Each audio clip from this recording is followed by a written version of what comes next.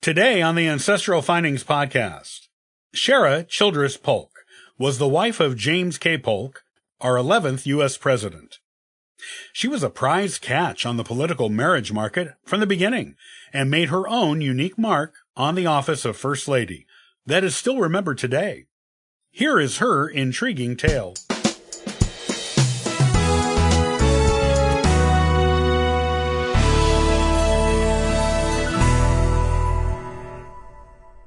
The First Lady to our 11th U.S. President, James K. Polk, Sarah Childress, was born September 4th, 1803, in Murfreesboro, Tennessee. Her parents were Joel Childress and Elizabeth Whitsitt. Her father was a well-known merchant, planter, and land speculator, and was able to give his 6 children, of which Sarah was the third, exemplary educations for the time and place where they lived. Sarah attended the Moravians' Salem Academy in Winston-Salem, North Carolina. It was a very prestigious school, and she was exceptionally well educated for the daughter of a Southern planter. Sarah was considered pretty and vivacious, with long black hair, brown eyes, and an olive complexion. When she was young, she wore her hair parted in the middle, with ringlets on the side, as was the fashion of high society ladies of the day. However, she did have a prominent overbite, which caused her to draw in her lips to try to hide it, and she often came across as having a disapproving expression, even when she was being happy and carefree. She met future President James K. Polk when both were students of Samuel P. Black in Murfreesboro, Tennessee. He was 19 at the time, and she was 12. Polk was intrigued by the spirited beauty, but he waited several years to begin courting her. In fact, when Andrew Jackson was president, he knew the Childress family and encouraged Polk to court Sarah, calling her wealthy, pretty, ambitious, and intelligent, all considered admirable and desirable qualities in a political wife.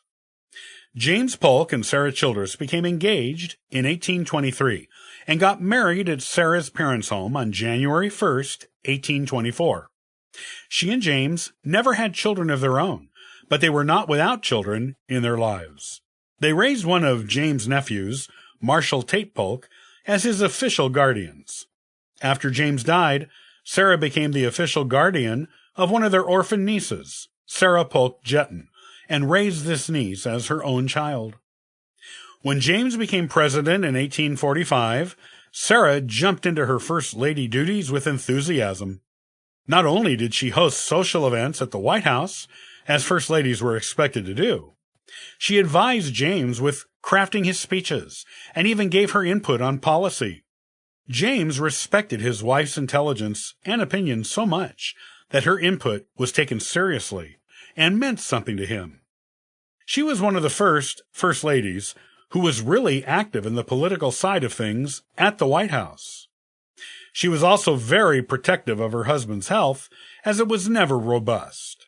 During all of his political roles before he became president, and especially after, she was there, urging him to not take on too much work.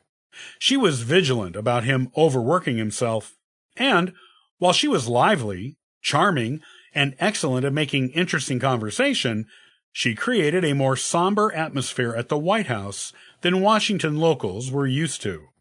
This was because of her strict Presbyterian upbringing. As First Lady, Sarah banned card games, hard liquor, and even dancing at official White House receptions. The ban on dancing was especially stunning to those who had been around Washington, D.C. for a while, because dancing had always been a traditional part of those gatherings. Sarah did not even dance at the inaugural ball. She also refused to participate in traditional First Lady pastimes, such as horse racing and the theater.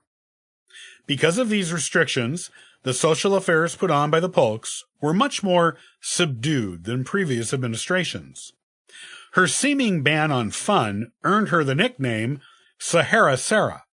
However, while Sarah banned many things from her White House gatherings and receptions, including hard liquor, she was not opposed to wine. In fact, the diary of a congressman's wife who attended a 4-hour dinner at the White House hosted by the Polks says there were 6 glasses around each plate, each glass for a different type and color of wine or champagne. So the glasses, when filled, formed a rainbow around the plates. Sahara Sarah wasn't quite so dry after all. Sarah Polk has the distinction of hosting the first official American Thanksgiving dinner at the White House.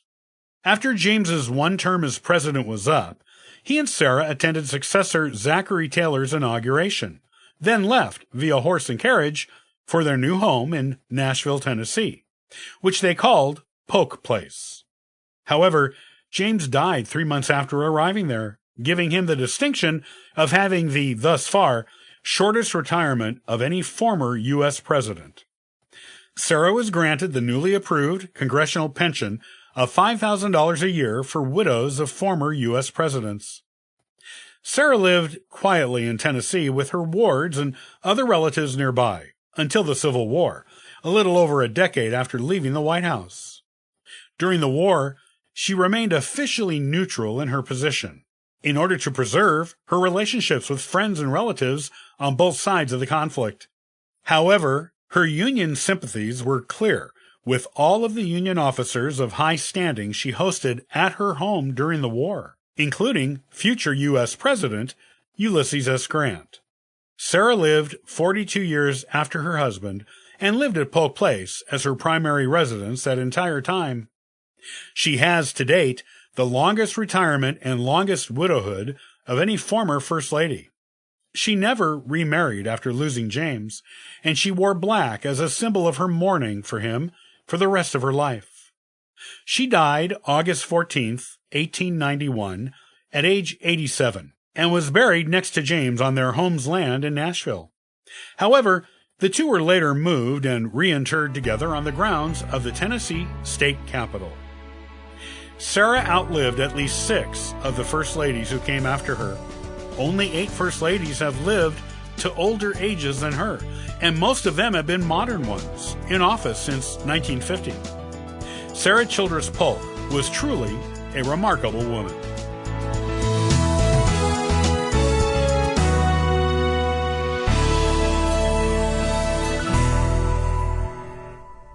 Well, thanks for listening to the Ancestral Findings Podcast. You can subscribe to the podcast on YouTube and iTunes. Also, check out ancestralfindings.com for free genealogy lookups, ebooks, and weekly giveaways. Happy searching!